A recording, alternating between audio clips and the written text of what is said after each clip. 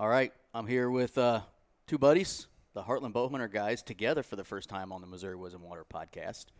Shawn Luchtel and Michael Hunsucker. Fellas, how's it going? Good. Going good, man. I feel special. I'm in Mike's shop here, the bow shop. I should have brought my bow and had you fix it all up. We could have. We could have.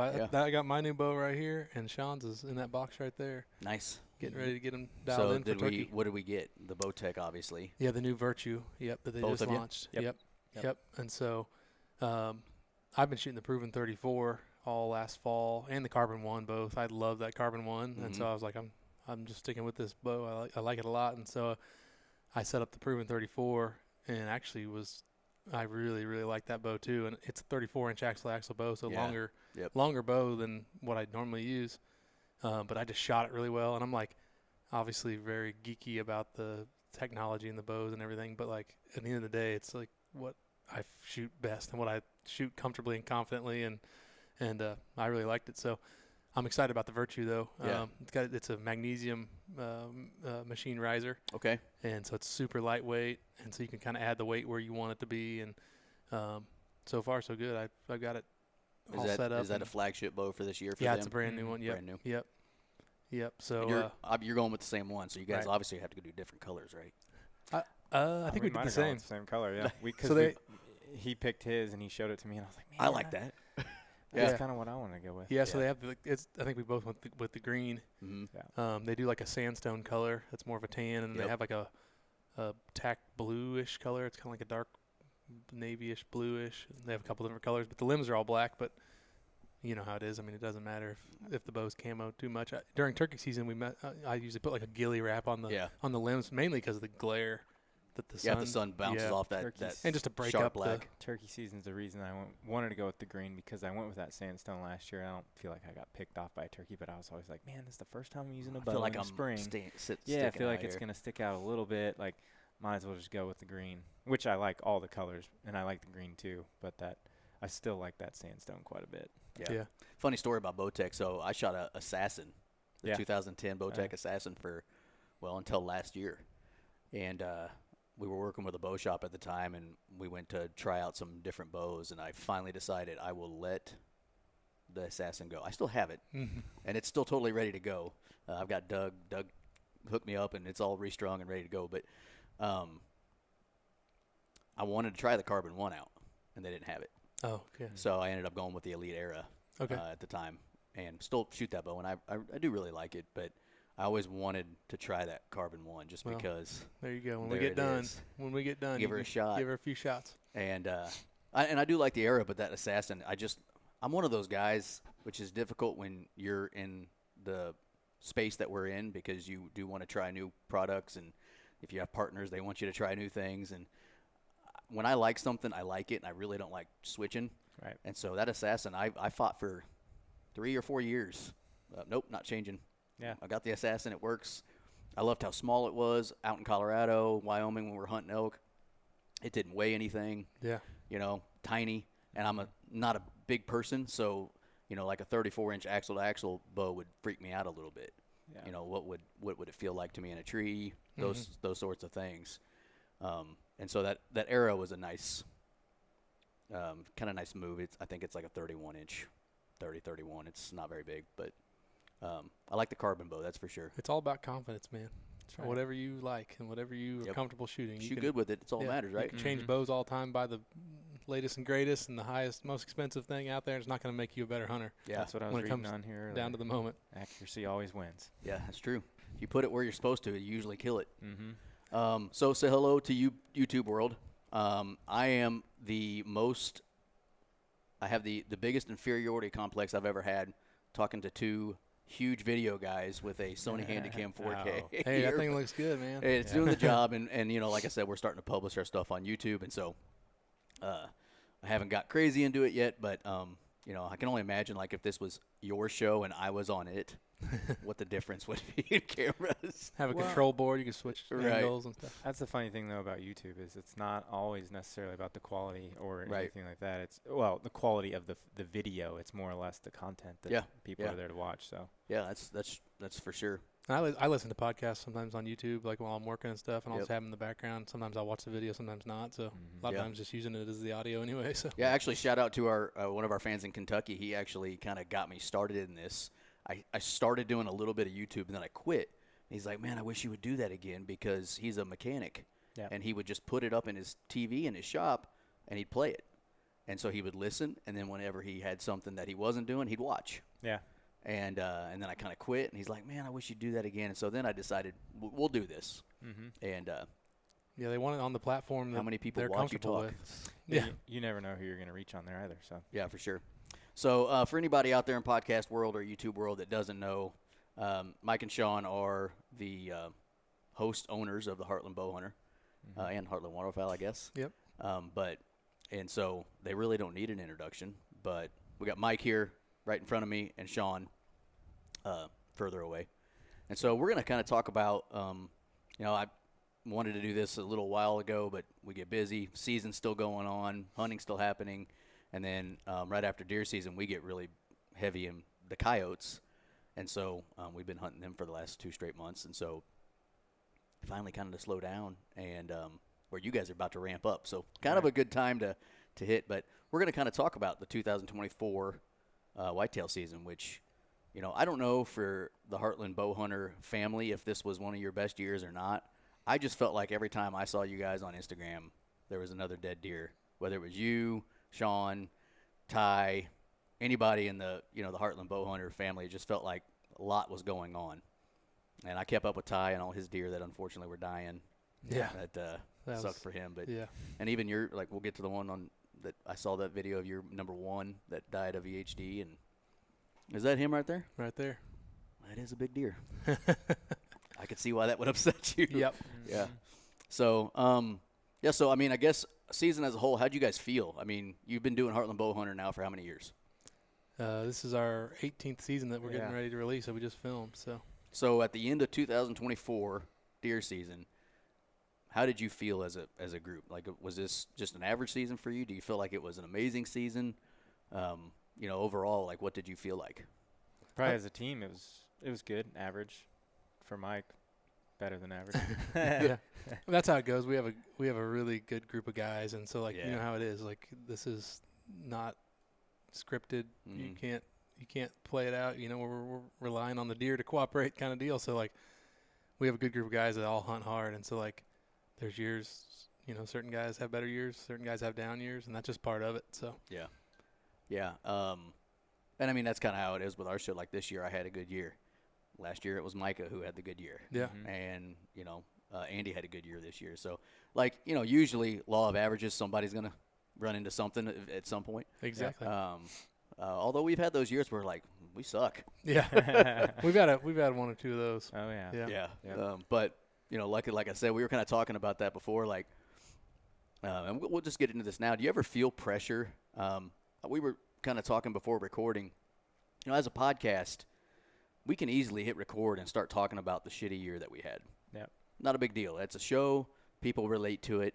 But, you're producing a video show and, a really well done video show as well on top of that. So, you've been doing this for 18 years. I'm sure you had those years where you're like, this year sucks. Like, maybe they all died, or, I'm just not on top of them, or whatever. Do you ever feel that pressure that you have to produce? And how do you handle it? What do you do with that when you feel that pressure?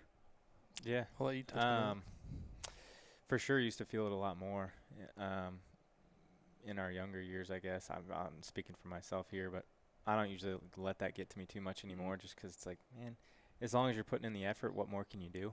I mean, can't fly into a tree. That's right, and there's only so much that's in our control. So, it's not fun when things aren't going your way, but that's the way it goes down sometimes. So as long as you're putting in the effort and just being out there and trying to play everything to your favor, that's about it.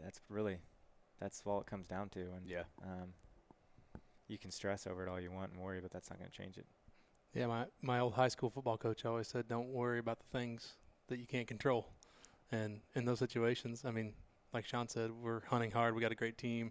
And if you're stressing over or worrying about like producing, like that just kind of, you're in it for the wrong reasons almost. You know what I mean? Yeah. Like it takes the fun out of it. Like it's got to be fun.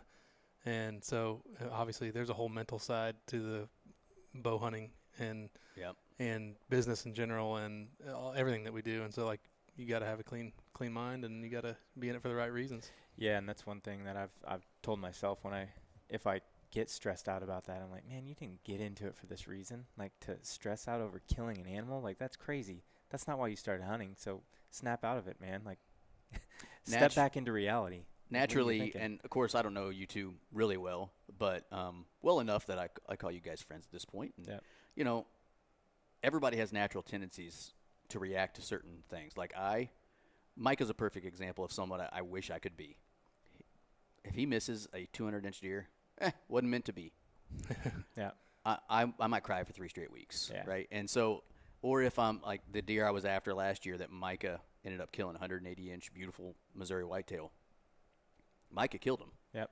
I was after that deer for 25 straight hunts. Like I saw him the Thursday before Micah killed him, and I couldn't shoot him because he was on the neighboring property, unfortunately. And you know, it's just I got so wound up about that deer that when Micah killed him, it was almost a release for me. Yeah. Like, I don't have to be stressed about him anymore. Yeah. Yeah. And you think you sit back and you're like, why the hell am I stressing about, you know, the end result when, like your coach said, you can't do anything about the end result. You can do everything in between. You can put yourself where you think you're going to be. You can even put the deer in front of you, and then you can release an arrow. But at the end of the day, you really don't control much. The deer still has to be there. That's right. And but for me, I do it every year.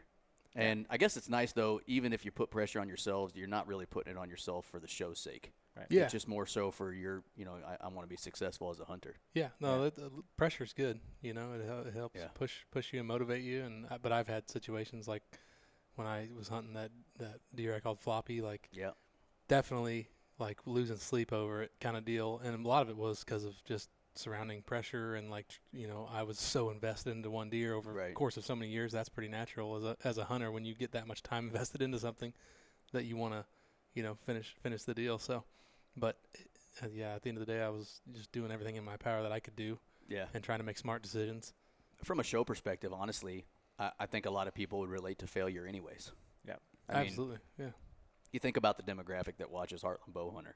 You've got people who are seasoned hunters. You got people who have been doing it for a while, and you've got brand new people who are just trying to learn about the game. And everybody has failed at some point, you know. Yeah. Unfortunately. When we first started, like, shows did not show misses.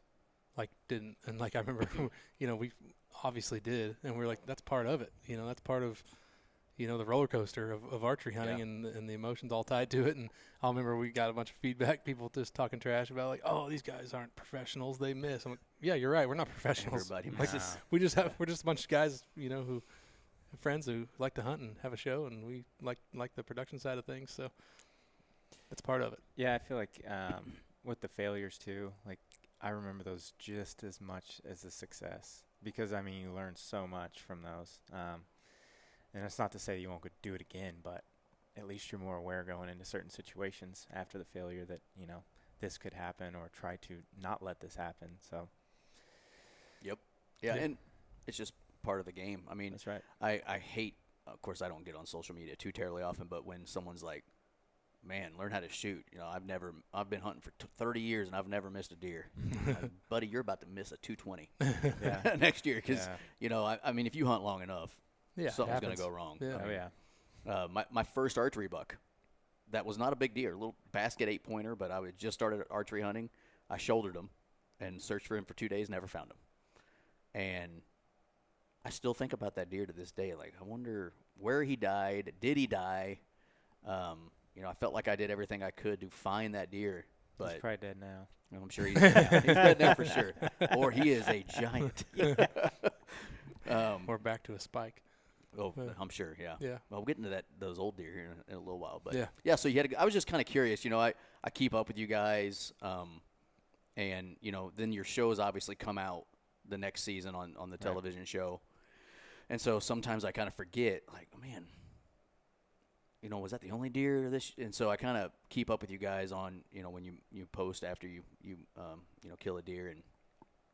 And so I was kind of writing them down this year, even though you can't read any of that, I guarantee you. But I was kind of writing them down this year. I'm like, man, that's a good year. I wonder if they feel that way, though. Like, how do they feel? And because I don't keep track for 18 years what you've done. Mm-hmm. And I know you've had some big deer hit the ground, and you've had unfortunate stuff happen. But this year, kind of have a little bit all of it. Yeah. To be honest with you. So yeah, it was definitely a typical roller coaster season. Mm-hmm. Ups and downs, and it always is. But those low moments are what makes the high moments so special. Yeah. So, and you started doing a lot more traveling over the last 18 years probably than you did for sure at the beginning. Yeah, so, it's hard to get sympathy from anybody when you're like, I had a kind of a tough year. I only killed 2 bucks. Like, dude, I was living every day on Instagram through you when you were in Colorado this year. Yeah. Which I don't get on, but I would get on specifically to check your stories out just to see how you were doing. And I think I even texted you a few times. You were embracing you the get suck. it done because you're like, Mike doesn't always kill it. Yeah. And but you started off good. So the first deer this year that hit the ground for you two was in North Dakota. Yeah. Mm-hmm. And that was very cool. beginning of September. Yeah, it was pretty cool to get back up there and hunt with Nate at his lodge up there. When we first started going the show, we went up there and killed a lot of good deer up there. And it was like an annual tradition kind of deal. And then it kind of just slowly dwindled as the population definitely declined up there. They're having a lot of habitat loss because of the farming in the areas and bad winters and that type of stuff. So the numbers have not been the same. But this year we didn't draw many tags early season. So we're like, hey, let's do it. So it was so is that cool. A guaranteed tag that you can just over the counter type of deal? Yep. And so it was pretty cool because like Shawn and I travel quite a bit, and we don't get a chance to share camp as much as we'd like, and definitely don't get a chance to hunt together as much. So like we were going up there just with like zero expectations. We both got tags, and we're like, we'll trade off nights filming, and the dove hunting is unbelievable up there. I saw that picture too, yeah. And so we were up there to like just have a good time, dove hunt, catch some walleye and fish, and if we shot a deer, we shot a deer, and it ended up working out pretty good there. It was later in the hunt for sure. Yeah. I wrote down September 1st, but I have no idea if that's correct. No, it was later in September. I can't remember when it opened this year. Did it open in August this year? I think it did. Yeah, I think so. I mean, you didn't kill that buck until a few days at least. Yeah, I think September. it was like the 5th day or something. Gotcha, but it was a unique scenario where Nate has a ton of ground up there that he leases for waterfowl hunting, and so we had cameras all over the place trying to find bucks to go after. Usually in the past, he would go up, a couple weeks before season, set cameras so we'd have a better idea.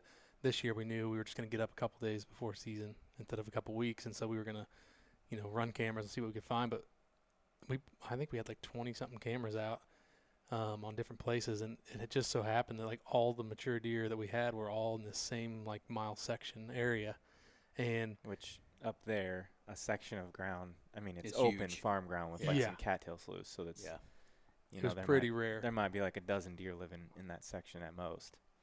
And it happened to be a bean field, obviously, so that's what they were preferring that time of year. But our spot that we could hunt, I mean, there's only so many spots you can hunt where there's a tree that you can get in. So it was a north wind spot, so I think we were able to hunt 2 days, and then we couldn't hunt for 3 days.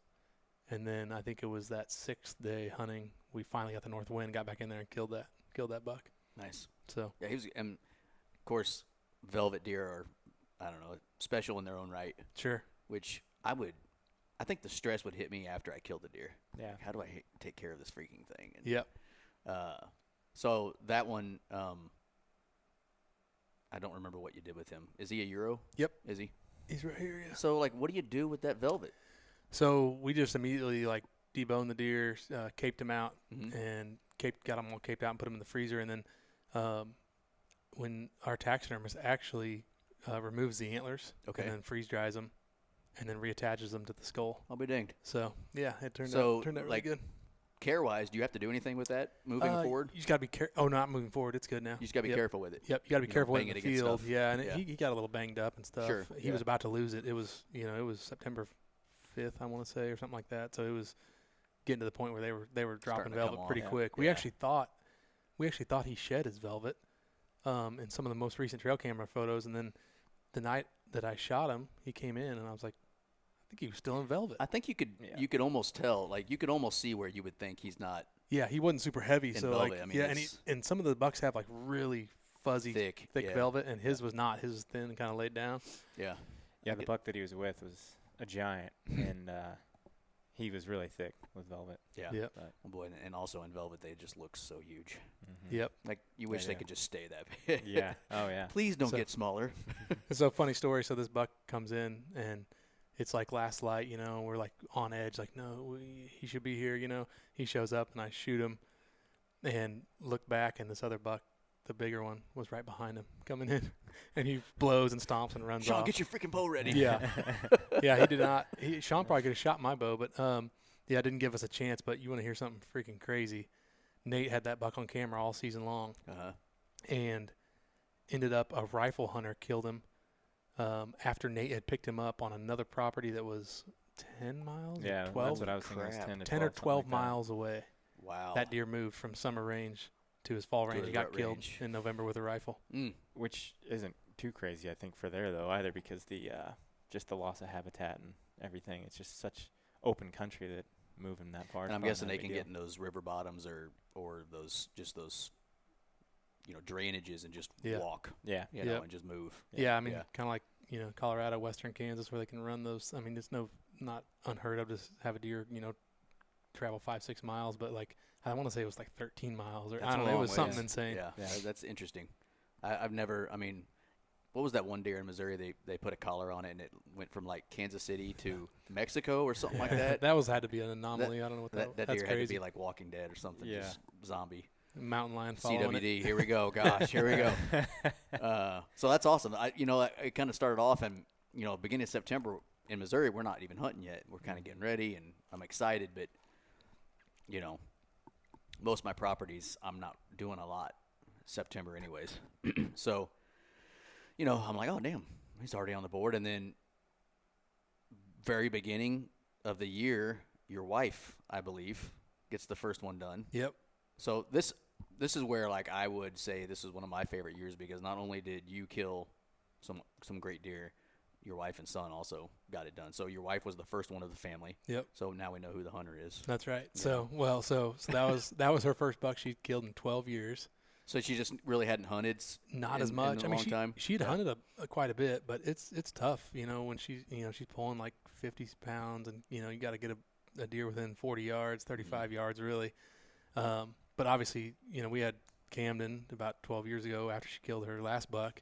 And then when the kids are little, it's almost impossible to find time. Mom. So she was in the mom role, and then they finally got old enough to where we could take one of us or both of them with us if we were really ambitious, or we would have somebody watch the kids for that was like a 2 or 3 year span. And she had some close calls there, missed a couple of deer, and then the boys started hunting, and so any free time we had between like sports and stuff, like my wife was running them to sports and I'd take one of the boys hunting. Yep. And so they both killed their first bucks, or first deer when they were 6, and then both had killed a few bucks over the past couple of years. So this year she was like, all right, boys, you've had your couple of years. It's mom's turn. And I was like, I'm all for that. So I was all in on that, getting her a deer, and it just happened to be, it was opening day. But yeah, I don't, like I said, I kind of wrote down some rough dates just based on like Instagram, and I'm like, okay, this is probably around there. Yeah. And so it's right around opening day, and that's got to be, I don't know. For me, like we've talked about, hey, if you had a 200-inch deer, let's say, would you want to hunt him like 20 times and then finally make it happen, or would you rather just get it over with September 15th? And I'm like, I'd like to be done right off the bat. Yeah. I don't want to be stressed out, and because I put stress on myself. Right. Like we talked about. So that's all got to be great feeling is just, well, I said I was going to do it and I did it. Yeah. Yeah. And she made a great shot. Yeah. And so that was pretty special for sure. Yeah. I'm glad it happened on day one for sure. And shout out to her. I mean, I think that my sister is in the same boat. She liked to hunt as well. And then when Micah and her started having kids, she just kind of naturally became that mother, obviously. Yep. And, just Micah is doing a show, and so he kind of is the hunter, and and then this year she actually started going in with him again, but she didn't want to hunt. She just wanted to go with him, so she went and was reading. Yeah, he took a picture and sent it to me. She's got a book, and but the point is she was back out in the woods with him. Yeah. And So that's cool that she had that hiatus, and she yeah. probably didn't. She's like, Mike, what's the problem here, man? Yeah. This is simple. Yeah. No, she had plenty of struggles over the past 12 years where she was like very relieved. That was so nice. Like finally made a good shot and got him. So in Missouri, though, I mean, you couldn't really ask for a better start. No, not at all. And then I guess unless you and then you at the same time all killed like $3 on opening morning, opening day. Yep. Well, so I didn't have, I had my number one target buck going into the season. When we were in North Dakota, we were just like, what is happening? Like, because I was getting like daylight every day, every night, and then like randomly in the middle of the day, daylight. And I was like, man, this buck is going to be really killable. And it got so much so to where I was like, something wrong with him. Something might be wrong, Mm-hmm. And then boom, vanished like on September 4th or something. And so leading into the Missouri season, I knew he was gone. I didn't know if he, it was a weird time to where like sometimes they shed their velvet and relocate. Mm-hmm. So I was like, we'll see what happens kind of deal. But ended up a few weeks into season, I was seeding some clover in a food plot, and I smelled a dead deer and ended up finding them dead. Yeah, because that was like September 23rd-ish, somewhere in there, is when I wrote it down. You found your number one guy dead, which is a big deer. Yep. Mm-hmm. Yeah, and you can see, obviously, he had his velvet still. Yeah. He's got part of it. Not smoothed out or anything like that, so he was pretty eaten up at the time. But yeah, that was a bummer. That's a big deer, and from Missouri especially. So yeah. Missouri. Well, and like you had that happen. Ty had several deer die on him, and when we talk about diseases, EHD is a killer. I mean, that thing, you get it, you're all but dead for the most part as a deer. So yeah, we've had some crazy dry, late summers, early falls the past few years too. And so I actually found 2 other deer dead in the creek. Yep. When I was looking for him originally, so lost a few, but nothing. We've never had anything as widespread as we did as 2012 when it was like a wipeout. I was remember talking to Robin about the CWD episode we did.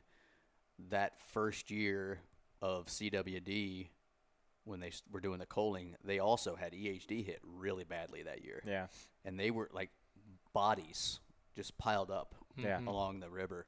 Oh yeah, up there in that area. And so he's like, not only was MDC trying to kill all our deer, we also were losing them to EHD that year. And he said that was just a massive, horrid year. I think you're right, but 2012. Yeah, that was the most widespread across like Missouri and Iowa and everywhere. Yeah. That was probably the first time I'd had heard of it, and we found deer before then, but didn't realize it yourself. That was like when all the basically all the hype started. I feel like everybody. It affected a lot of people then. Yeah. Usually in like pockets. Small pockets, people don't make it. It's not you don't hear about it as much because it only affected a select group of people. But Yep. And then let's see. Then your son gets it done right after your wife. Yeah. So 2 days later, out of the same blind, Noah killed a buck we called Captain Hook, which was kind of a funky deer that had a big like drop tine thing going on. That was pretty cool. Really cool deer. And so on this farm that we were hunting, like there's a lot of deer, really high deer density, and so like I obviously manage it, and we try to get bucks to maturity. The one my wife killed was a 6 or 7 year old, so he was old, and he was a deer that never really did much. Like he was, always like 130 inch, 135 inch 10. What he was. Yeah. Never grew much, but then, but there's so many deer. The nice thing is with having kids is, I can kind of turn them loose and just say, unless it's a really, really good up and comer, just shoot what makes you happy kind of deal. And, taking a buck or two a year isn't going to mess things up. It's actually probably a good thing. Yeah. I mean, honestly. Yeah, we shoot several does to every buck we shoot, so try to keep it all in balance. But this deer actually was a really cool deer, and he was 4, and so it would have been cool to see maybe what he could turn into. But I obviously wasn't going to turn him off of that deer. He could have lost his non-typical thing and grew a spike the next year. Who knows, kind of deal. And he was like, it was just like the buck that he like was just enamored by, in the summer going through trail cam photos. He named him Captain Hook, and it was just the one that he really wanted. And I was like, man, there's a few other bucks coming in here, so like you got to decide if you want to go after this one buck. I was like, I don't know that we're going to see him, but it ended up working out, and he came in. It was crazy actually. On the crossbow, the buck comes in, he's like 25 yards, and I'm like, all right, I took the safety off. I was like, all right, just behind the shoulder squeeze whenever you're ready. And he's like, I'm squeezing, Dad. I'm squeezing. He's like, the safety's on. And I was like, it's kind of dark. And I was like, I can't tell. I was like, no, it's not on. And I was like, oh, no. I was like, I didn't get it cocked back all the way. Oh, gosh. And so when you cock it back, there's a safety latch that catches it. Yep. And it has to get past that into the latch that knocks it in. And so I had to put the cocking aid back on the crossbow, hook it on the strings, and there's a doe. It's like looking in the blind at us. I'm like, oh my God. Don't do it. I'm like, don't you blow. There's no way. And you know how blinds are, like windows and stuff, like angles, and you gotta, I'm like, this buck, hopefully he doesn't move. And anyway, the doe calmed down. I got the crossbow back up, and he made a great shot on him. That's so cool. It was a miracle it worked out. I was like, this one's over. Yep. Yeah. And he would have never let me live that down. He was like, Dad, every time we hunted after that, he's like, make sure it's cocked all the way, Dad. I'm like, sorry. You got it, bud. I'm like, come on, you're strong enough. Cock it back yourself. Chase is in the same boat as him. He kind of has those moments where he's like, I want to do it. And then I'm like, dude, I want to make sure it's done right so that if you get a shot at a deer. Yeah. So doesn't cost you. Yeah. Then you found your number one dead. Mm-hmm. And then you got on the board. Yeah. It was, I guess it was probably mid to late October. But I think it was the earliest, might have been the earliest that I've killed a deer in Missouri in a while. Yeah, we kind of lost our early season luck. Yeah, we used to kill all of our big deer. Oh, really? First week of season. Yeah. Yeah, and the deer that I ended up killing, he's a weird one, man. We had pictures of him in, I think, an encounter the year before, but that was it. Like prior to that, I don't know where he came from. And he showed up during the rut in 23, and then it's like, man, I don't know what deer that is. Like, see what happens. And he pretty much turned into the same thing the next year, just a little bit more mass, a little bit bigger. And yeah, he was there earlier this year, and just started to get very patternable and timed it perfect, just on your typical cold front October high pressure system, and came out. All these deer filtered out into the clover, which was phenomenal because it was like the only green source with how dry everything had been. And yeah. They were all just out there feeding and everything, and then filtering through, going out to the bean field, and typical last deer out, and just out feeding, kind of doing his thing. And it was getting dark, and grunted at him, and he looked a few times, grunted at him again, looked again, and then just came straight to us. And they always make you wait, don't they? Yeah, yep. And then followed it up with a rookie mistake.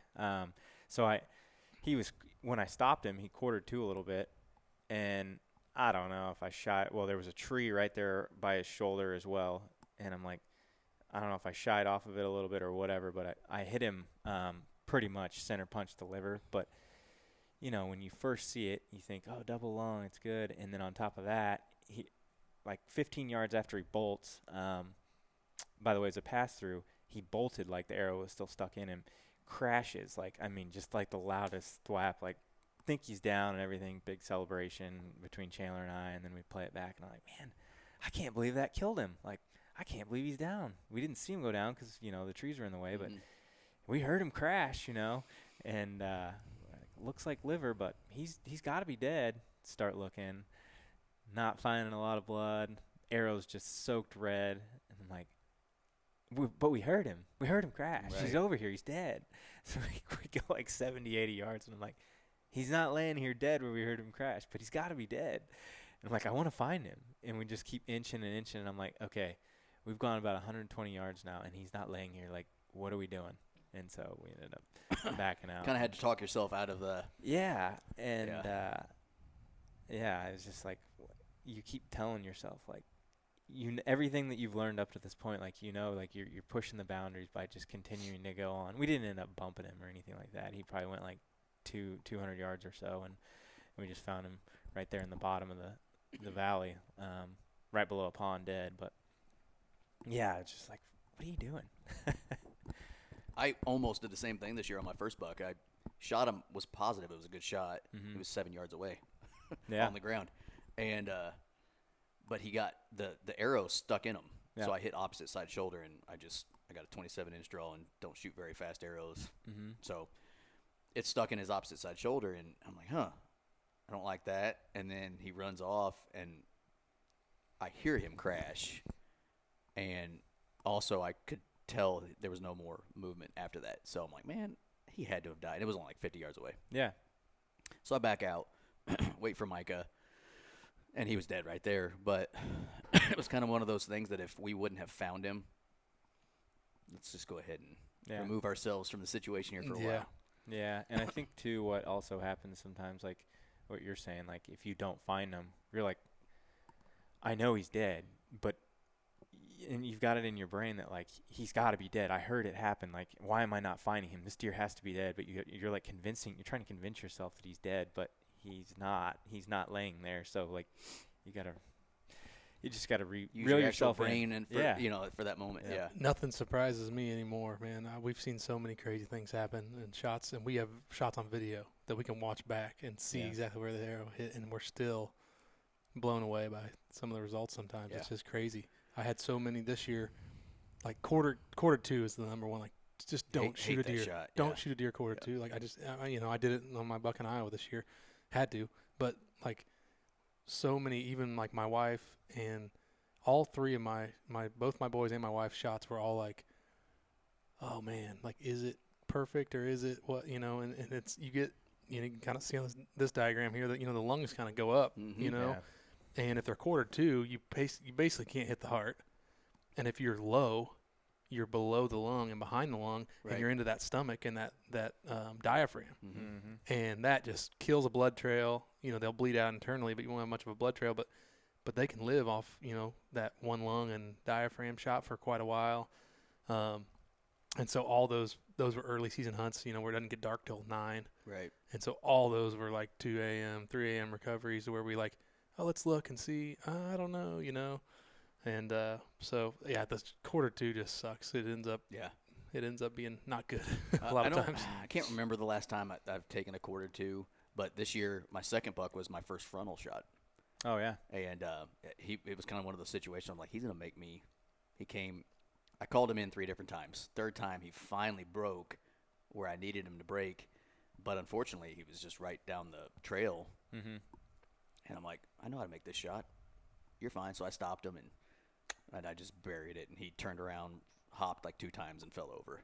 Oh, that's cool. But it does make you, like, especially those quartering 2s, you're just – you don't like thinking about things when you're shooting. Mm-hmm. And that's the one that, man, it just makes me think so hard. Yeah. But, I mean, he died in 200-some yards, and it seems like the shot itself was probably good enough. Mm-hmm. So that's what always worries me is, like, if I go too far back, am I just going to put it through guts? Or if I'm too far forward, I don't have a very fast and heavy arrow, so am I just going to, like, do some shoulder wounding and he's going to move on? And so, yeah, those are never fun, but the bottom line is this job got done. That's right. Yeah. And you were smart with the recovery. Those are the ones that you keep walking, you bump him, he might run forever. Yeah, I mean, that's the biggest thing. If you shoot a deer quarter 2, you get 1 lung and liver, or even if you center punch the guts, like, the deer's going to die, and you're going to recover him if you're smart about it. If you push it, then maybe you can make it real hard on yourself. Yeah. Then Mike does it the next, I guess. So you also killed some does before that I wrote down. Yeah, I killed one there at my house, and it was a cool hunt. Kind of get it going at least. Yeah. Put some blood on the ground. That's right. Some meat in the freezer. It's always nice to start off with that. And, okay, now we're eating, so that's good. Yep. And then after you killed your Missouri one here, then you got it done again. Was that here in Missouri and then Iowa? Yeah. Yep. In Missouri, I shot one. I actually missed one in Missouri this year. Shawn was actually filming me. We were joking. I was like, man, you're my good luck charm, because he filmed me in North Dakota. And then I should have killed this one in Missouri and ended up missing him. And my kids they just love to rouse me about that. Like, Dad, all 4 of us would be tagged out if you didn't miss that buck. I'm like, thanks a lot, guys. Yeah, it was just a crazy freak deal where we shoot the Garmin 0, and I cannot say enough good things about that sight. I'm so confident in it, and I've never had any issues with it at all. And this was the first instance where I had a mishap with it. But Shawn and I, it was crazy. It was middle October or early. No, it was September still, wasn't it? And they were kind of rutting, not rutting, like pre-rutting, like bumping does around. And so the buck, we heard him like This is funny because I actually forgot about this until now we were talking about it. I remember it. He was like grunting and like bumping does around, and we heard him in the woods, and we're hunting this food plot in between these two chunks of timber basically, and we're like, oh yeah, he's gonna come out, and never does come out. And so like we're looking and waiting, and all of a sudden I just look over my shoulder and I see him, and this food plot's pretty narrow, and I was like here he comes. So I reach around and I grab my bow, and by the time I grabbed it, he's already come across the plot where the does went. Yeah. And he's going to hit this scrape or whatever. And so I draw back right away and I range him, and he's walking to the left, like gonna jump the fence pretty quick. And I range him, and that's the thing with the Garmin sight is I always check and make sure your range is legitimate. Like because if you're torquing your bow or doing something, you might get a different range. And so I ranged 2 or 3 times, and I want to say he was like 37 yards or 35 yards. And I got the range twice, ranged him a third time. And when I do range, the peep sight kind of covers up with the screen where you see the range. So right. I'll anchor and range, and then I'll drop my arm a little bit to check the distance to make sure. And I must have, so I stop him, shoot, and the arrow sails over his back. And I was like, what the heck? I go, did I yank my bow? At first you were like, that's got to be me. Yeah, I thought I did something wrong. I felt like it didn't feel good. And I'm like, I'm just like, I can't believe I just missed that deer. And I look down at the sight and it says 52. And I was like, how did that happen? And so what I must have done was I must have bumped the button as I was bringing my anchor point back down, and must have ranged over his back and not noticed the distance change because it was quick. I mean, it was like do or die time. Yeah. And sailed it right over his back. So I was thankful it was a clean miss, but like that was the first time. You're going to miss. I mean, if you're not going to get a deer, that would be what you prefer. Is you're like, well, that was obvious. Yeah. It didn't happen. Yep. So, and luckily it wasn't a 200-inch deer. It wasn't a giant. It was a big, mature 8-pointer, and he's still around. I found one of his sheds, actually. Nice. And so I ended up killing there was 2 mature 8-pointers on that property, and so I was kind of just like either one's fine, with me, whichever one I get an opportunity at first. So I ended up shooting the other 8-pointer. And this one made it through the season. So sweet. So it kind of worked out. Yeah. Might just be a giant next year. Yeah. Yeah, maybe he has more potential. And then you did it next, or was Iowa before your? Iowa was before me. And where were you on that one? Kansas. Okay, Western that's what I was thinking. I Kansas, didn't think it was here. Yeah. So then you go and do it in Iowa. Yeah. So after Missouri, I went to Colorado for a week and hunted hard 7, 8, 9 days. That was fun for me. And I mean, not that it was fun for me, but it was like you did a really good job of getting on your stories and just kind of telling, the story. And then, I think by, day 10 or whatever, you were starting to get a little squirrely. And I'm like, I feel every bit of this. Everybody could relate, I think, with it. I'm not beyond a little sarcastic joke here and there, but yeah, no, we were getting our butts kicked. We just got it handed to us and had a couple close calls. It's always, I always do that late October bit of season before their rifle opens. Yeah. And it's always like hit or miss, depending on the weather kind of deal. And so I wasn't too discouraged or whatever. I knew we'd be back. So then I went to Iowa and had a great hunt up there with Jeff and David Lindsay. They have a big main farm that they hunt, and then they have a couple other farms around. And so like if there's not a big deer that they're going after on one of the other farms, he usually just says, there's some mature deer, you can go run around on that. So that there could be a whole podcast about that hunt, but it was crazy. I was hunting a big deer, and neighbor ended up shooting like 2 different bucks, and then I found a completely different buck that somebody shot that wasn't the neighbor. Oh gosh, dead. And it was like, it was crazy. Like freshly dead. Yeah, like in the food plot right in front of my stand, kind of deal. Weird. So crazy. And then I ended up moving to another farm later in the hunt, probably 6-7 days in. I went up there several times actually, and set up on this ridge, and it was like one of those beautiful like hardwood ridge, perfect, like picture perfect rut spots, and day starts to break, and I'm hunting on Jeff's property, and he had a big deer on there that he was going to hunt this year that vanished late, and he thought maybe died from EHD, never found him, and so his he hadn't been running cameras really at all on there, so I don't have any idea what's on this farm. And I'm hunting on somebody else's property, and I'm trying. Yeah. And those guys don't mess around. Like from a management standpoint, like they like to get those deer to like 6, 7, 8. They don't shoot 4-year-olds. And so I was like, all right, well, we'll just see what happens, And I think we had a little buck come in right away, and then all of a sudden, this big deer comes off the ridge, just right to us, comes in real quick, right underneath the stand. And I just had to make a judgment call. And I'm like, man, he's big. I was like, I can't tell how old he is. It's rut, so they all are swollen up. They all up. look like they're 10. And I'm like, he could be a 4-year-old, whatever. So, I film him coming through, and then he walks on the stand. I send a text to Jeff, and I was like, you know this deer? He's like, no, I don't know him. I was like, I don't know how old he is. He's like, he looks 5+. He goes, if he comes back in, or he said he looks 5+, whatever. Well, then I look up down the ridge, and here comes a giant, and I just see his huge frame, and he's coming. And I'm thinking maybe it's the deer that Jeff thought was dead.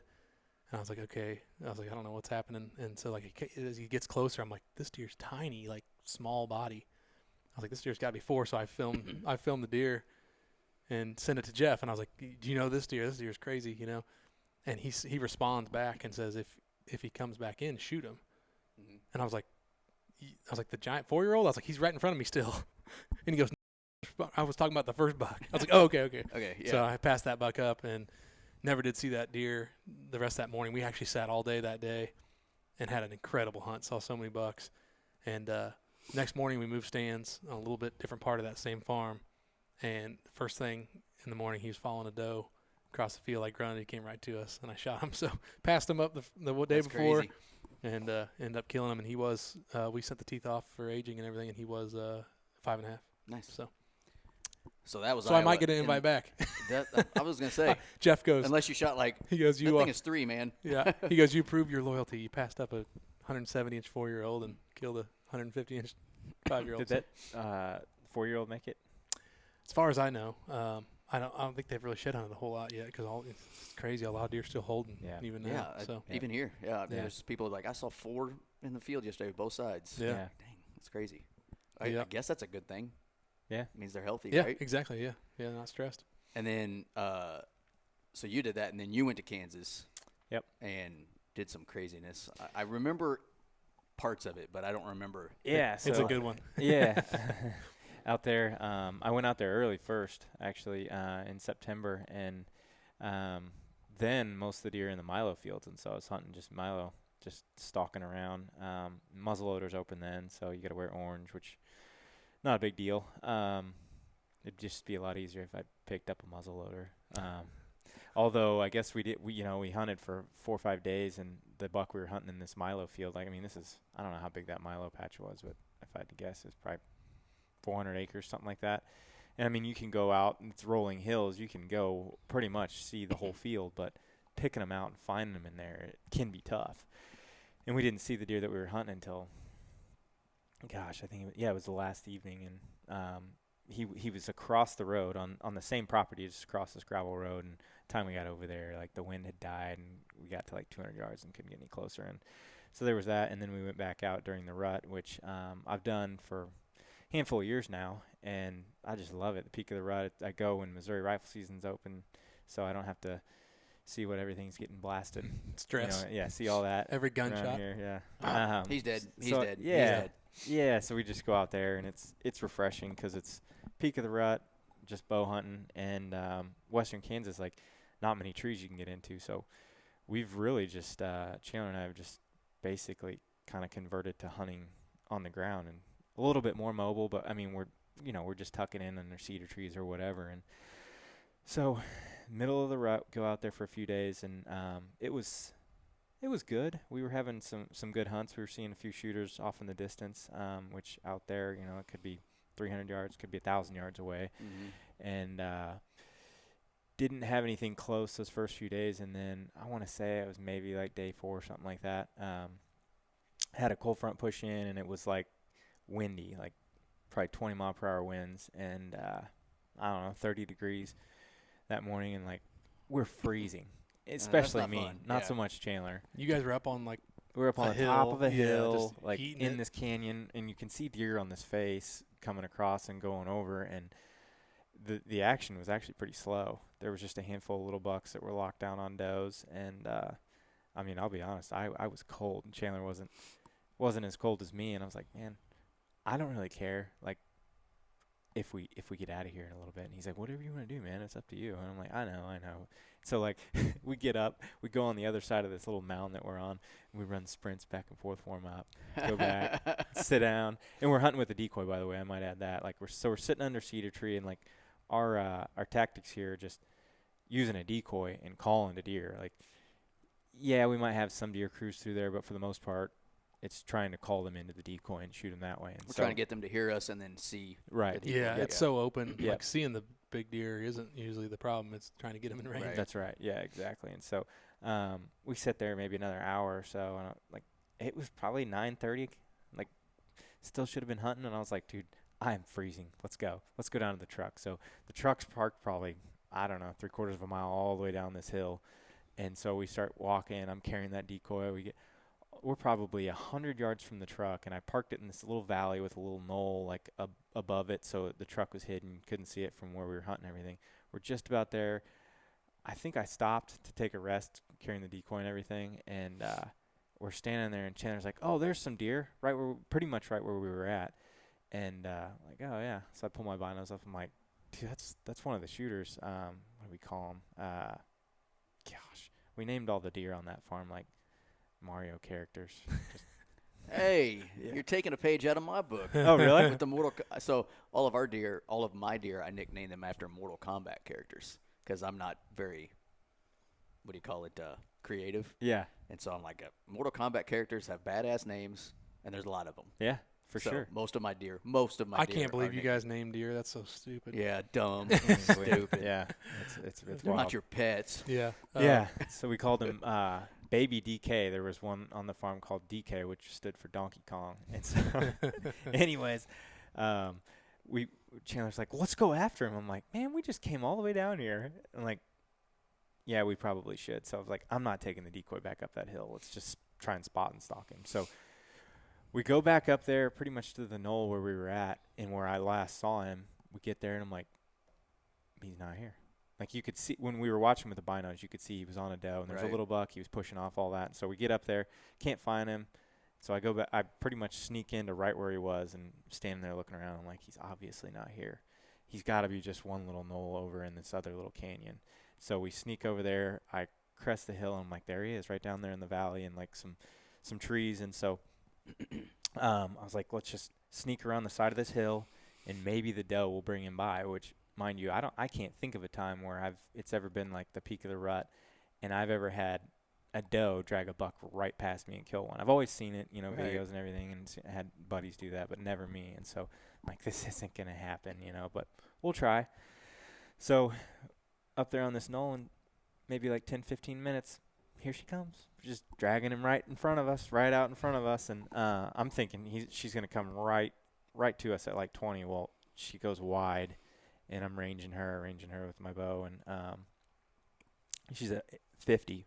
And so I'm like, well, I've practiced for this all year long. Like, it's now or never. He's oblivious that we're here. Nope. I mean, neither one of them know we're here. Like, whatever. And so he comes wide open, gap, draw my bow, range him. He stops on his own and everything. And, you're talking about like not thinking about what's going to happen. Well, I guess, this will be my excuse. Apparently I got in my head, and when I shot, I hit him way back. Looking on the chart here, we're talking like kidney. As soon as it hit him, I knew I was way back. I'm like, you've got to be kidding me. And I'm freezing cold. I just walked all the way back up here. Yeah. Yeah. Kidney and aortic artery. And he went maybe 40, 50 yards straight away, like bolts down the hill, gets on the next face right there, stops, and just falls on his face dead. That part was awesome. That's not where I was aiming. That is not where I was aiming. Was not proud of it, but thankfully he was down within like 15 seconds. It was pretty wild. So. Did I ever tell you the story about my first archery buck? So I told you the first archery buck I ever shot, I shouldered him. Yeah. Yep. A week later, I'm hunting again, and a 10-pointer comes in. I'm like, sweet. So I go to draw, and my elbow hits the tree. I'm like, damn, I can't shoot him right here, so I need to stand up. And when I first started hunting, I didn't stand up when I shot. Now I'm a stander. Yep. Plus, I'm out of a saddle a lot of times. But so when I stand up, I've got a knee that I've had 4 knee surgeries on. At that time, I think it was 3. So when I stand up, my knee pops. And he pegs me. I'm like, oh, no, I got to shoot him. So I let it fly and hits the beans. And I'm like, yeah, I totally missed him. He turns around to run away, and his throat turns red. And I'm like, okay, that's, a new hunter. I didn't understand what was going on. And then he jumps over this little hill, and I swear I hear him crash. So I get down out of my stand, and I go into, and this is standing bean still. Brown, there's nothing green about them, but they're still standing. And these beans are just painted. Mm-hmm. And I step over the hill, and he is lying in a murder scene. And so I shot him so poorly that I shot him through the jugular and killed him within 10 seconds. So not that the saying is correct in this situation, but sometimes it's better to be lucky than good, Oh, 100%. I think looking back, like, I was probably thinking, well, he stopped on his own. Mm-hmm. He's following a doe. You got to shoot, man. And rushed it maybe, or something along those lines. But the good thing is, as an archer, you've been shooting a bow for so long now that you can look back and be like, I did this, man, that was dumb, or whatever. Yeah. Even the best shooters among us, which I would assume you guys are pretty hardcore good shooters, still make mistakes. I mean, they're still a living animal. That's right. We're still human. Yeah. But yeah, that's funny though. On your first deer, that's exactly how my first deer went. Are you serious? When I was 12, deer came like right in front of me, and I mean, I was shooting aluminum arrows. I mean, this is in like you're shooting like 30 pounds, probably. Yeah, this is in like back in the day, probably 1998, and shot him right in the neck. Runs out in the field and just blood like he falls over. I still could not, like, to this day, I'm like, dude, that's so funny that my first bow buck is, straight up luck, which I guess, 6 days before that, I had shouldered that other one who came out almost in the exact same spot. And I don't know, maybe it's God giving me a little, hey, here you go. That's right. But it was just kind of funny because I'm like, oh, I totally missed him. And he turns around to run and just turns red. Yeah. And looking back, I should have known exactly what it was, but being a kind of a new archer at that time. You was probably all a blur for you. Yeah. I mean, you get that, that buck fever, and the buck fever's never been real bad for me. Like, I got a brother-in-law. He's like, dude, I black out every time I don't even, like, he's like, I know what I'm doing, but I can't tell you what happened. Oh, wow. He's killed some big deer. I know he's still like that. Yeah. I don't do that. Like, when I see a deer, even back then, I'm like, okay, time to kill you. Mm-hmm. But you still get that adrenaline dump. You're starting to shake, and the thinking is sped up, though. Yeah. Whereas now I can just kind of slowly think about, hey, I'm going to kill you, and then I get excited. Right. Yeah. But he's like the opposite. He's like, dude, it's not target panic. Like, he doesn't shoot bad. Yeah. He just is just overwhelmed of adrenaline. Time to go. Yeah. So, but I kind of was following along on that one, and just, the ground hunting stuff. I killed my first one off the ground this year with an 11-year-old with me. Yeah, I remember you telling me that. And it was a lot of fun. So yeah, it's hard to beat that. Ground it's fun hunting, because it's, I don't know, us guys here in the Midwest, we don't get to do that very often. Not a whole lot. Not with a whitetail. I mean, we've killed a handful of mule deer, and that's pretty much always off the ground. But whitetail is a different breed, and it's fun, man. It's a challenge, like you're saying, and so I enjoy it. Yeah, they're so I guess the term is skittish. Yeah, maybe you want to use. I remember talking to Jason Phelps the first time he went to Kansas to hunt his first whitetail. Yeah, and he's like, I saw it at 200 yards. I just wanted to get down and go get it. Mm-hmm. But it's not an elk. That's right. Not that elk aren't skittish in certain situations, but different. Like a whitetail, man, it sniffs a hint of you. Yeah, it'll never come, and if it hears a twig break the right way, it might leave. Yeah. They're different than mule deer. Just different, Yeah. Really and I think that's why you can't really compare elk hunting to whitetail hunting. I mean, they're sort of related, but they're not. Not the hunting itself, for sure. No, elk are so much louder than a whitetail. Yeah, they are. When they don't care, it sounds like a freaking truck coming through the woods. Yeah. Okay, so you did that, and then let's see here. You did it again. You killed the old one after that? Yep. The old buck? Yep. Yeah. Shot a bunch of does, took my nephew, killed his first deer with a crossbow. That's pretty cool. Yeah. You're talking about the adrenaline rush. He was like, "This is the most crazy feeling ever." I was like, "Yeah, that's what it's about, buddy." That's what it's for. I took him a few times, and it's funny. I like taking new hunters just because they're learning everything as they go. And the first hunt we went on, it was kind of calm, and we're in the blind, and he was actually sitting to my right, and so he could see a little better to the left. And we're just sitting there, and he's like, "Here they are!" Like in a loud voice, like pretty not super loud, but loud. And they were like, I was like, "All right." I was like, "In the future, just point or just tap me on the leg." And so they spooked and whatever. And then the next time he ended up having one come in and made a perfect shot. I had my younger boy Noah with me, so they're buddies, and they loved it. I let them, I wasn't filming the hunt for the show or anything, just filming on my phone and just basically being, in the moment. Yeah, and just filming them with my phone, watching them, letting them do the blood trail and all that. So it was cool. And, that's awesome. But yeah, then I killed a grandpa, the oldest buck I've ever killed that I know officially. He was a crazy deer, man. We called him Corkscrew because the year before he had this big old corkscrew, but we initially called him Weak Side because he had one messed up side. But I wasn't positive that it was the same deer for all these years. Just that rack has been slowly getting worse and worse and kind of changing and stuff. Yeah. But there were certain, this year when I went back and really dove in, there were certain characteristics that stood out to where I was like, I'm very confident this is the same deer, like 90%, or 80%, whatever. And I knew he was an old buck just the way his rack was just shriveled up and old in his body and all that stuff. And I never had hunted him before because he was just real random, And actually, so Ty had pictures of this deer a lot. We kind of shared this deer. He would kind of split between two areas and bounce back from these two farms. And so we had them both from over the years. And Ty actually gave me one of his sheds from a couple of years before I shot him this year. But he was sticking around. And this year I had a lot of corn, in the ag fields. And so I was able to mow a bunch of corn. We got some nasty cold weather late November, and it's they're run down from the rut, and they're very, very desperate for food. So I was like, this is gonna be my opportunity to get him. If he doesn't leave before, he'd always show up in October. He'd be leaving late season. He was just very sporadic, and it all worked out. I actually had an encounter with him a few days before that, and he came in at like last light, and it was legal light, but it was cloudy.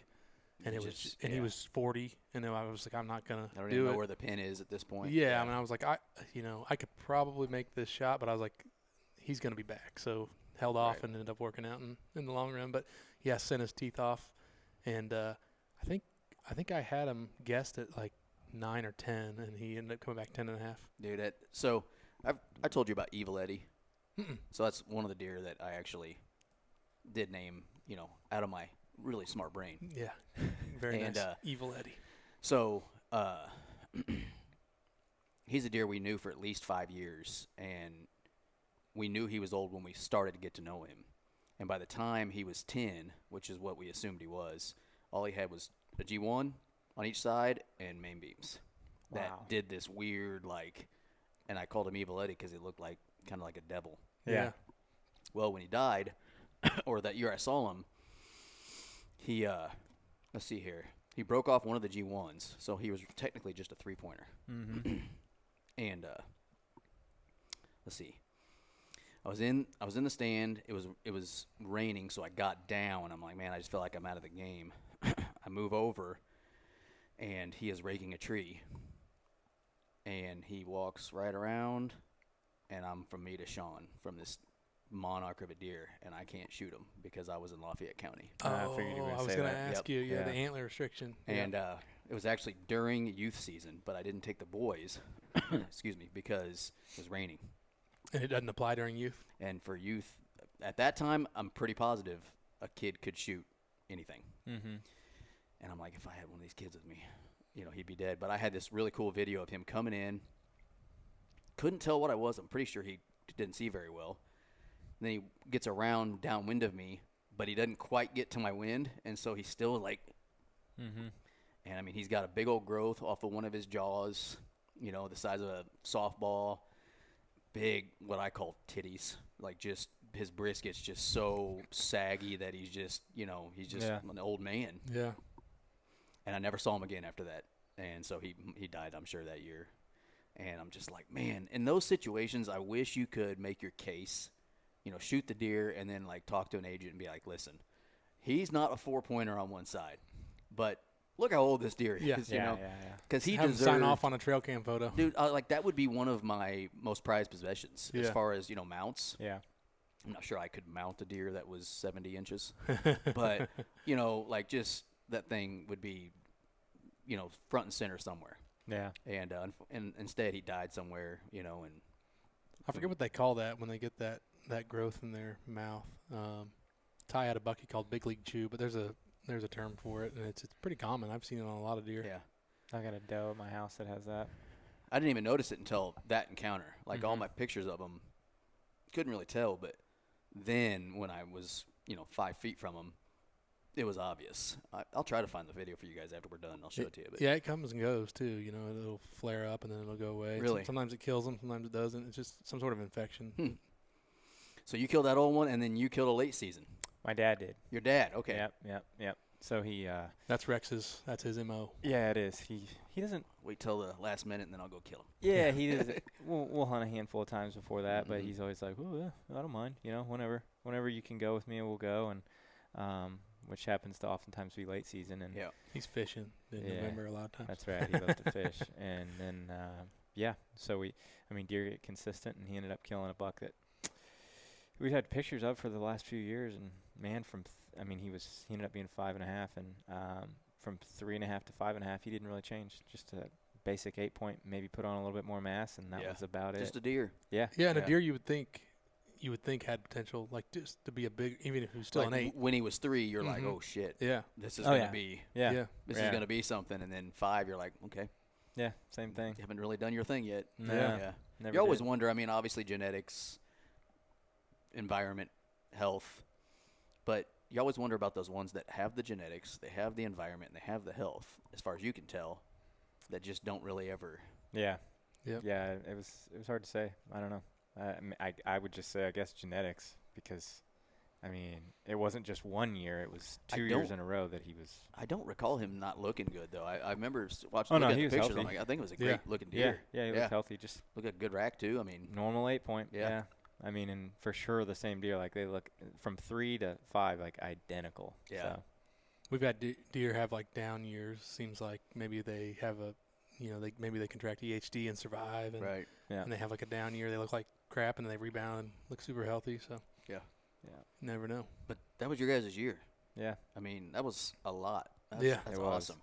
It was fun. You went to Colorado, North Dakota, Kansas.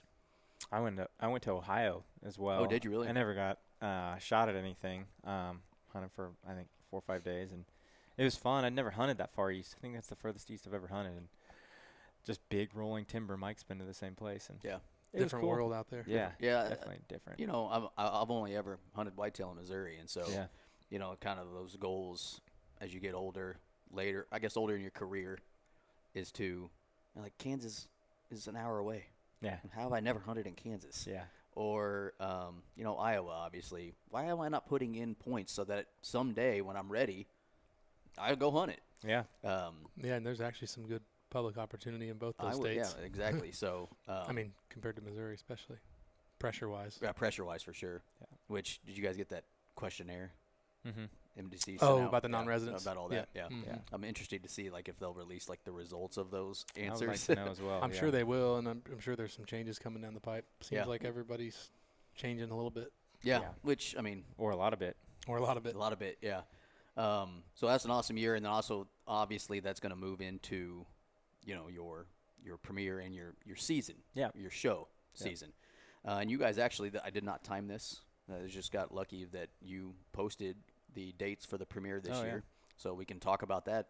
So that is June 28th. 28th this year. Saturday, June 28th, and we haven't announced this part though. This year we're looking at, it's not official, but I think we're going to start a little bit earlier, and we're going to probably sit down and do more like an open mic with maybe some different trivia games and stuff like that to kind of interact with the crowd. That's awesome. And I don't know if you want to call it a podcast, but just more like a conversation between us guys, the audience, and live talk. Yeah. Doing some of this, talking about our highs and lows from the seasons, and from both HB and HW. Yeah, that's pretty cool. And change up the format a little bit. We've been doing it for a long time. I feel bad. I got to get the waterfowl guys on sometime. I just could give a crap about waterfowl hunting, and so it's hard for me to, like I think I told you guys, whitetail transitions into coyotes. Yeah. For us, where like your guys' turkey season's about to pop off for you.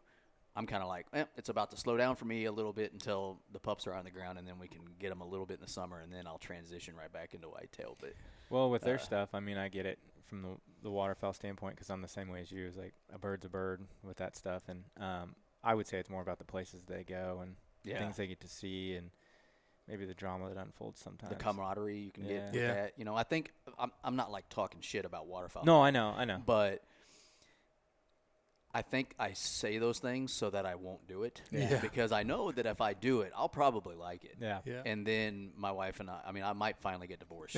Nope, you can't do 3 things. We're done. No, you don't need another hobby. You don't need a third one. So I love duck hunting, man. I've been duck hunting once. It was a great time. Yeah. I have buddies who keep telling me you need to go goose hunting with me. I'm like, nope, not doing it because I'm sure I'll like it. And I've heard like you want to spend money on a hobby. I've heard duck or goose hunting is both of them, I guess. Yeah, the decoys and then you got to buy a trailer for the decoys and all these different things.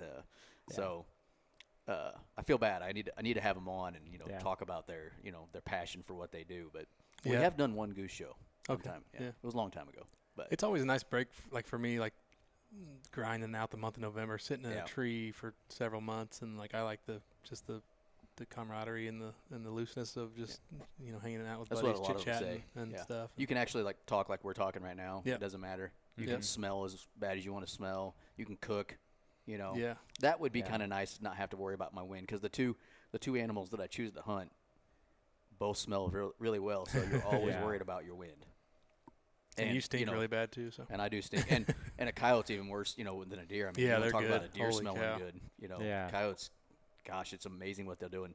To watch them work to get your wind, you're just like, oh crap, I'm in trouble. Well, you can tell what they're getting ready to do. Like literally come running in, and like the second they smell your wind, just turn and bolt. They don't like a deer like stop and say, what is that? Like they think just go, about it for a second. No, they're just like, nope. And then they're hauling ass away. Yeah. It's interesting, but.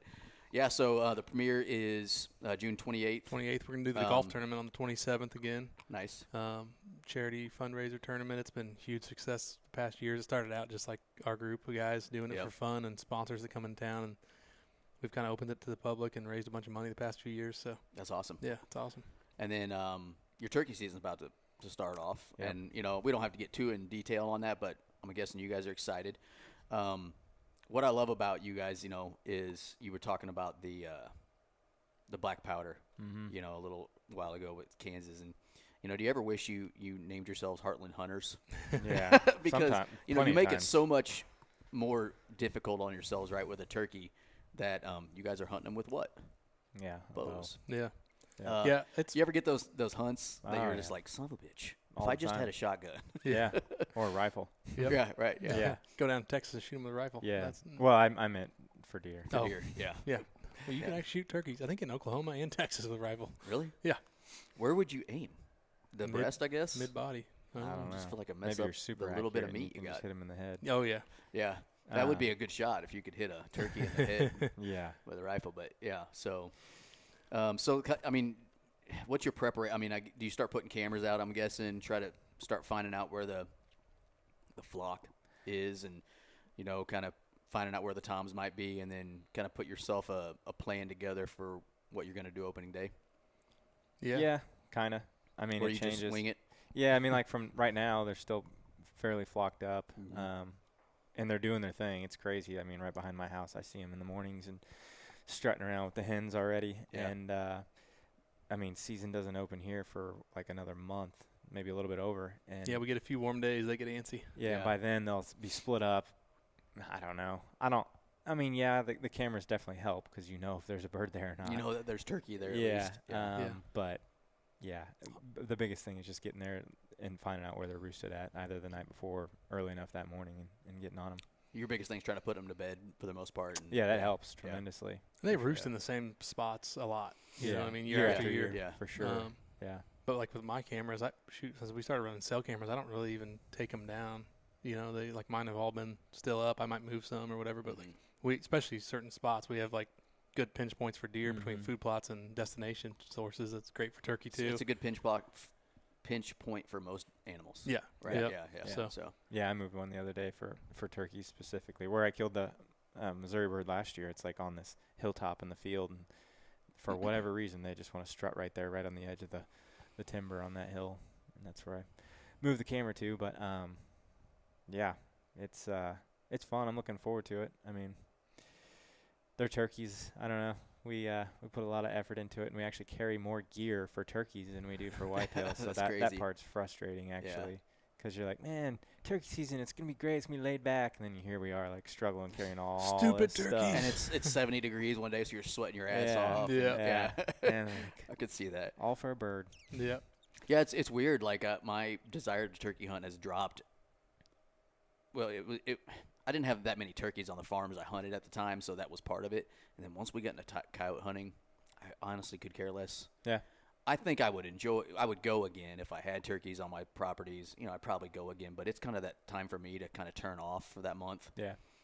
Because technically there's certain times you can't hunt coyotes during turkey season, and if you do, you have to use the same methods that you would for a turkey, which means shotgun. Right. In Missouri. Yep. And so we just leave them alone. Yeah. And there's actually a 2-week period where you're not supposed to do any coyote hunting whatsoever. So so it's kind of a nice time for me to just kind of stop, and then when the pups are on the ground, you can have some really fun coyote hunting. Yeah. And then it's that time that, okay, now I can transition back into my deer brain, you know, with cameras, and just I get excited with cameras. So I do pull cameras. I don't know why, but I do. Yeah. I pull them every year, kind of put them to bed. I can understand why, because like right now, especially at nighttime, I'm getting pictures of deer that don't have racks, and I'm like, why do I still have a camera right now? But funny story, last spring, I turned all of my cameras to just daytime photos only, because I was like, I don't care about nighttime. And then, gosh, how long did I go on some of them? Not all of them, but you probably forgot half to turn of it them. back.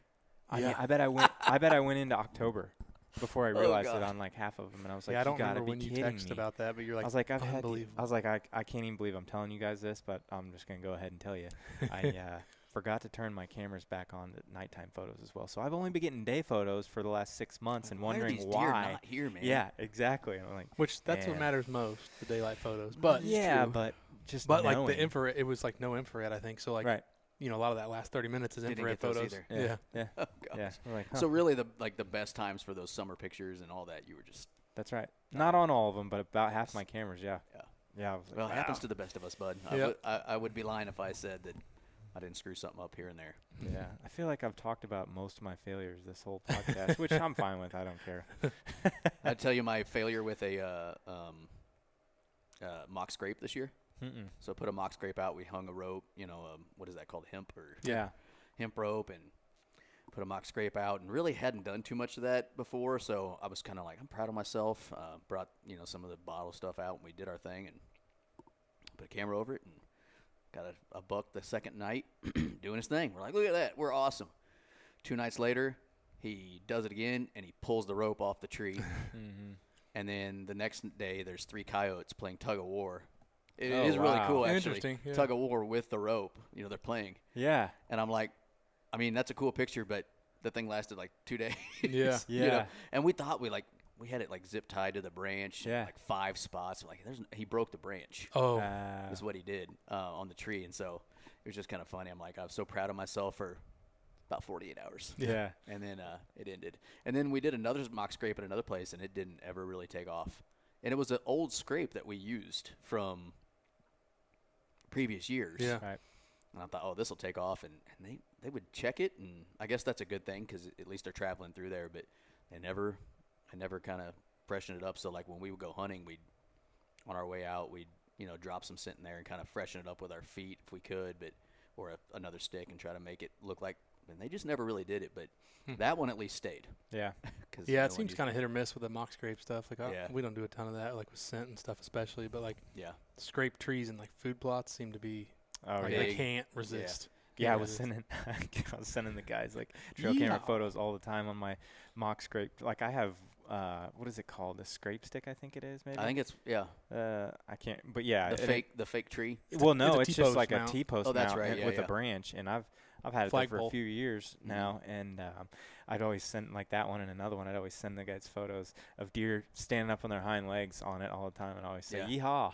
Yeehaw! My message. But they'd break off the lower branches, so the higher ones, they had to get up on their hind legs to lick the branch and everything. Yeah, that's pretty good.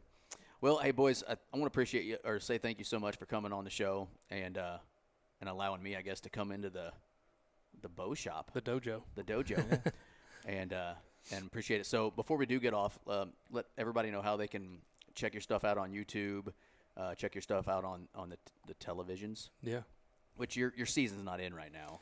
Right? Yeah, it'll be coming out late June, early July. Yeah. But right now on YouTube, we're dropping turkey episodes every week. So you were joking about shooting them with a shotgun. Like we just dropped an episode from Colorado, and I killed a bird on like the last day of the hunt, and I had a shotgun in my lap. I was like, I'm not leaving here without one of these turkeys. It's either going to die one way. Yeah. They frustrated me to all get out, so I shoot them with my perfect. Of course, you know, if you bring the gun and only the gun, they'll be right there. They come in perfect, you know. Yep. So I was like, I'm bringing both. And so I had the gun sitting on my lap. So I shoot the bird, he like drops. I was like, guess I don't need this. That's hilarious. That's good. But new episodes dropping every week for full strut, and then we'll have some summer content kind of trickling through, and then the new season will drop on Outdoor Channel late June, early July, and then we'll have all those hunts that we just talked about will be hitting the YouTube channel too, right around season. Awesome. And if you're looking for whitetail content too, obviously check them out for all their past seasons. You were doing something during the season. What were you calling those? Just fell out of my head. Something talks.